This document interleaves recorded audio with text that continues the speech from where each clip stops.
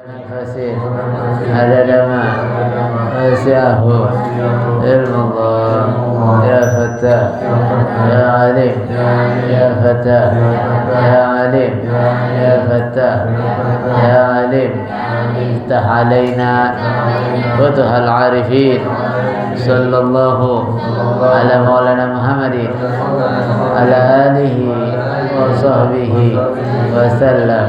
Nawaitu ta'alluma wa ta'lima wal ifadata wal istifadata wal hassa ala tamassuki bi kitabillahi wa sunnati rasulillahi wa dilalati ila khairi ibtigha'a mardatillahi wa qurbihi wa zawabihi subhanahu wa ta'ala.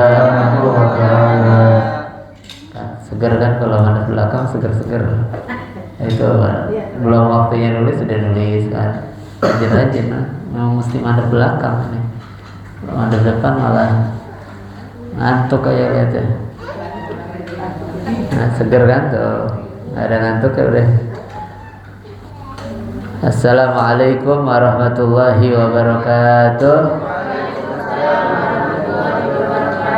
Alhamdulillahirabbil alamin wassalatu wassalamu ala habibi rabbil alamin sayyidina wa habibina wa syafi'ina wa nuri qulubina wa maulana Muhammadin ya Rasulullah salamun alaik ya rabi'a sya'ani wa nabi ya Rasulullah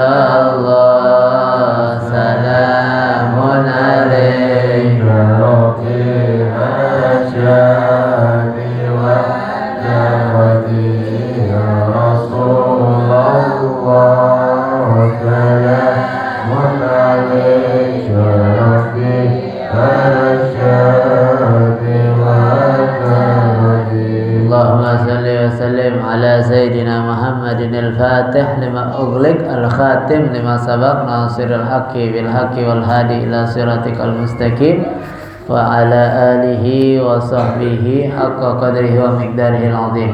اللهم أخرجنا من ظلمات الوهم وأكرمنا بنور الفهم وافتح علينا بمعرفة العلم وحسن أخلاقنا بالحلم وسهل لنا أبواب فضلك وانشر علينا من خزائن رحمتك يا أرحم الراحمين. سبحانك لا علم لنا إلا ما علمتنا إنك أنت العليم الحكيم. رب اشرح لي صدري ويسر لي أمري واحلل عقدة من لساني يفقه قولي بجاه النبي وصحبه وآله أما بعد. Yang sama kita muliakan, kita hormati Sahibul Bait, pimpinan Yayasan Al-Khairiyah Bapak Haji Abdullah, Ustazah Haji Aziza, Ustazah Khadijah Ahmad. Kita doakan panjang umur, sehat afiat, dikabulkan segala hajat, dimudahkan segala urusan, dikabulkan segala doa, dan dijauhkan dari segala mara bahaya, dari segala musibah, dari segala penyakit zahiran wa batinan. Amin. Amin ya rabbal alamin. Alhamdulillah segenap jamaah ngaji subuh spesial Ramadan, hadirin hadirat yang mudah-mudahan duduk hadirnya kita diganjar pahala setinggi-tingginya dari Allah Subhanahu wa taala. Amin. Amin ya rabbal alamin. Alhamdulillah kita bersyukur pada Allah Subhanahu wa taala, kita masih diberikan nikmat karunia anugerah yang begitu banyak. Nikmat sehat afiat, panjang umur, taufik hidayah, inayah, riayah seluruhnya. Mudah-mudahan nikmat yang semacam itu senantiasa tercurahkan kepada kita sampai kita menghadap pada Allah Subhanahu wa taala dalam keadaan ridha dan diridhoi oleh Allah Subhanahu wa taala. Amin. Amin ya rabbal alamin.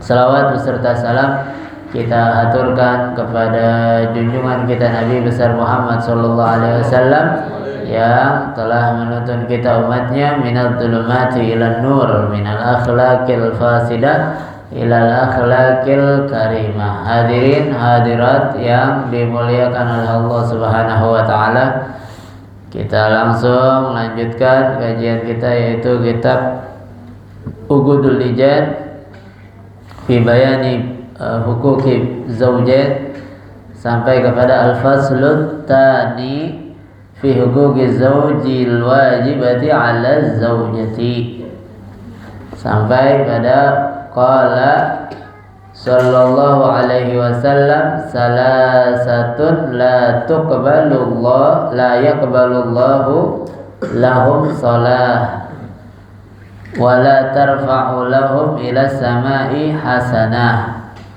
al-'abdul 'abiq min sayyidihi hatta yarji'a wal mar'atu sakhit 'alaiha zawjuha hatta yarda was-saqranu hatta yashu. Nabi SAW bersabda, ada 3 hal yang tidak akan diterima oleh Allah Subhanahu wa taala salatnya. Artinya tidak diterima salatnya, tidak diganjar pahala oleh Allah Subhanahu wa taala. Kewajibannya tetap dilaksanakan, harus. Kalau ditinggalkan itu sholat, tetap berdosa dengan dosa yang besar, harus dilaksanakan. Hanya saja pahalanya tidak diberikan oleh Allah Subhanahu wa taala karena 3 permasalahan ini, karena 3 perbuatan yang dilakukan ini. Wala tarfa' lahum ila sama hasanah, dan juga tidak diangkat ke langit segala kebaikan-kebaikan dan amal soleh. Salatnya tidak berpahala, amal solehnya tidak diterima sama Allah Subhanahu wa ta'ala. Apa itu yang 3? Adalah al-abiqu min sayyidihi. Al-abiqu min sayyidihi hatta yarji'a. Budak yang lari tanpa uzur dari tuannya sampai dia kembali kepada tuannya. Budak ini akan ditolak sholatnya, ditolak kebaikan-kebaikannya ketika dia lari daripada tuannya. Ini perbudakan ini terus masih dibahas dan tercantum di dalam kitab-kitab fikih, kitab-kitab ulama-ulama kita. Boleh jadi akan kembali ada masa di mana di situ terjadi perbudakan, boleh jadi begitu. Ada kemungkinan, makanya terus terbahas orang yang merdeka, orang yang budak dan lain sebagainya, hamba sahaya dan lain sebagainya, selalu ada di dalam setiap pembahasan atau tulisan-tulisan ulama-ulama kita terdahulu. Ini yang pertama. Yang kedua, wal mar'atu sakhitu 'alaiha zawjuha. Istri yang suaminya murka kepadanya. Istri yang suaminya murka kepadanya. Ini yang kedua. Istri yang suaminya murka kepadanya. Ngantuk dah. Kalau ada yang ngantuk, foto aja ntar. Kalau dia marah-marah dikit, foto aja.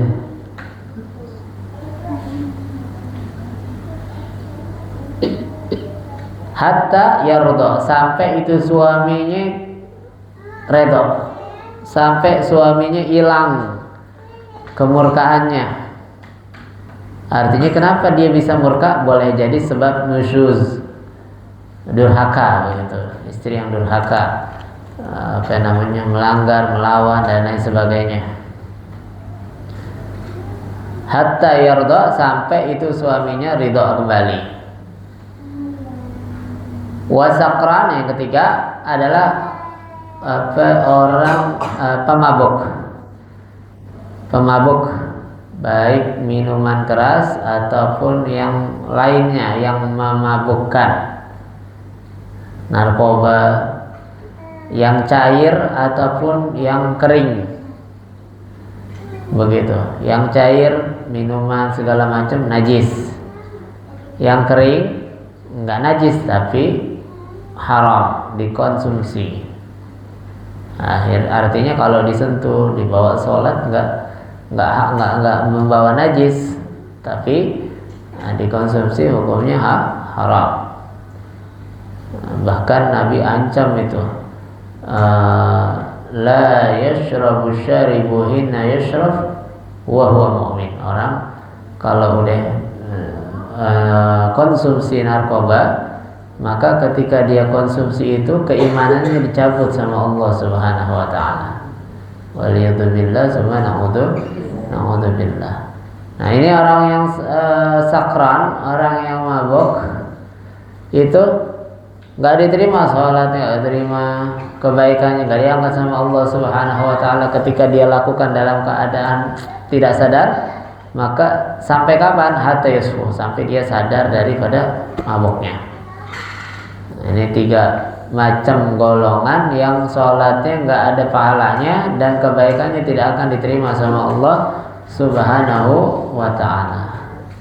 Wa qala sallallahu alaihi wasallam, kemudian Rasulullah sabda lagi, idza qalatil mar'atu li zawjiha, kalau ada istri yang komentarin suaminya, apa komentarnya? Ma ra'aitu minka khairan qad faqad habita amaluha, faqad hubita amaluha. Kata Nabi, kalau ada istri komentarin lakinya, apa komentarnya? Saya rasa-rasanya nggak pernah merasakan kebaikanmu, kamu nggak pernah berbuat baik sama saya. Begitu. Kan kadang-kadang orang kalau udah marah begitu tuh, dasar laki kok udah baik-baiknya lo, begitu. Kan begitu tuh. Apa aja dikata apa lagi. Maka orang yang mengatakan hal yang demikian, hubita amaluha, amal-amalnya semuanya akan dibinasakan, akan digugurkan, dihapus oleh Allah Subhanahu wa ta'ala. Begitu, artinya dia mengingkari kebaikan suaminya. Itu suami seburuk apapun ada baiknya pasti. Ada kebaikannya yang dia berikan kepada istrinya. Walaupun bagaimana modelnya tuh, apa namanya, suaminya, tetap ada kebaikannya. Begitu. Terus lagi Nabi bilang, qala alaihi salatu wassalam, ayyuma imra'atin sa'alat zawjaha talaq min ghairi ba'sin, min ghairi ma ba'sin, faharamun 'alaiha raihatul jannah. Kalau ada istri minta cerai sama suaminya, istri minta cerai sama suaminya, min ghairi ma ba'sin, tanpa hajat.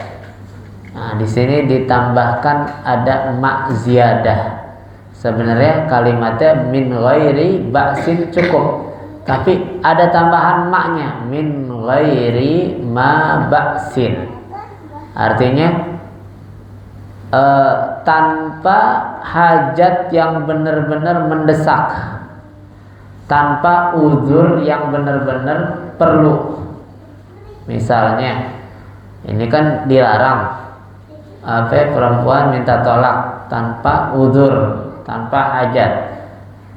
Berarti kalau misalnya ada hajat, ada uzur, boleh. Hajat yang model bagaimana? Nah, contohnya Imam Ibn Arsalan bilang, misalnya kalau itu perempuan takut tidak dapat menjalankan syariat Islam, syariat Allah, maka boleh dia minta cerai. Misalnya suaminya melarang sholat, suaminya melarang nutup aurat, atau suaminya ngejual dia, nah, begitu, atau yang lain sebagainya, yang semisalnya. Atau juga suaminya itu membahayakan KDRT. KDRT sekiranya membahayakan. Kalau cuma disentil-sentil doang sih bukan KDRT kali itu mah. Cuman rese aja tuh laki. Artinya membahayakan nyawanya. Sekiranya dia enggak berpisah akan menyebabkan kematian atau luka yang permanen, cacat dan lain sebagainya. Nah, ini baru istri yang model begini. Kalau nasibnya model begitu, boleh dah dia minta cerai sama suaminya. Enggak termasuk dalam ancaman hadis ini. Sebab Nabi ancam, apa ya ancamannya Nabi? Nabi ancam faharamun alaiha raihatul jannah, maka haram bagi dia aroma surga. Haram bagi dia aroma surga ketika dia minta cerai kepada suaminya tanpa udzur yang mendesak, tanpa hajat yang mendesak, begitu. Minta cerai gimana kalau lakinya miskin misalnya? Orang lakinya kurang mampu, bukan udzur yang mendesak. Sebab kurang mampu atau miskin itu relatif tidak bisa dijadikan patokan. Sebab orang kadang-kadang ada yang sangat bahagia walaupun sehari-harinya nggak ngeluarin uang sama sekali untuk makan. Yang dia makan cuman yang dia tanam, singkong. Yang dia makan cuman yang dia tanam, ubi, singkong, sayuran yang ada. Beras dia tanam sendiri, nggak keluarin duit. Artinya hidupnya sangat sederhana. Makannya ya itu aja, besok singkong, hari ini singkong, kemarin singkong, lusa juga singkong juga, kemarin lusa singkong lagi misalnya. Tapi ada orang yang bahagia hidup hal yang menjalankan hidup yang semacam itu. Artinya bukan hajat yang mendesak ketika itu didasari dengan urusan ekonomi, jadi nggak mendesak. Alasan untuk meminta tolaknya tidak mendesak.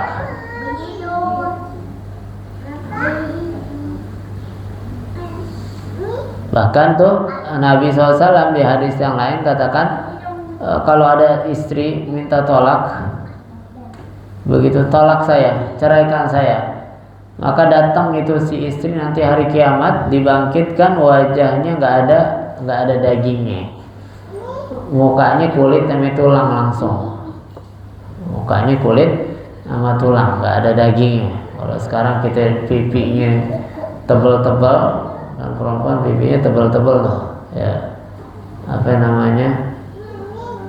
nanti orang yang minta cerai sama suaminya tanpa udzur yang mendesak, pipinya nggak ada dagingnya. Terus walisanuha, kata Nabi, lisannya nanti keluar lewat tengkuk, lewat tengkuknya. Lewat tengkuknya dan dilempar dia ke neraka jahanam. Bahkan Nabi SAW kata, wa in tasumun nahar wa taqumul lail daiman.